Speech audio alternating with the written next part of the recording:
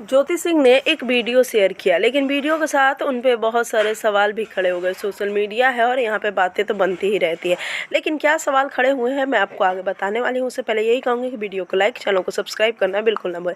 जी हाँ, आपको बता दूँ कि ज्योति सिंह ने कल एक सॉरी बोलते हुए एक वीडियो शेयर किया। काफ़ी रोमांटिक वीडियो, आप देख सकते हैं ज्योति सिंह कितनी प्यारी लग रही है। लोगों ने उनकी खूब वाहवाही की, लेकिन साथ ही साथ आपको बता दें कि कुछ लोग हैं जो ज्योति सिंह को काफ़ी ज़्यादा अलग तरीके से नीचा दिखा रहे हैं, जो ज्योति को कोई फ़र्क नहीं पड़ता। ज्योति ने एक नहीं कई वीडियो बनाए। ज्योति सिंह का आज बहुत सारा प्रोग्राम होने वाला है काराकाट में, जिसकी तैयारी भी शुरू हो गई है, तो इस बार कुछ बहुत बड़ा होने वाला।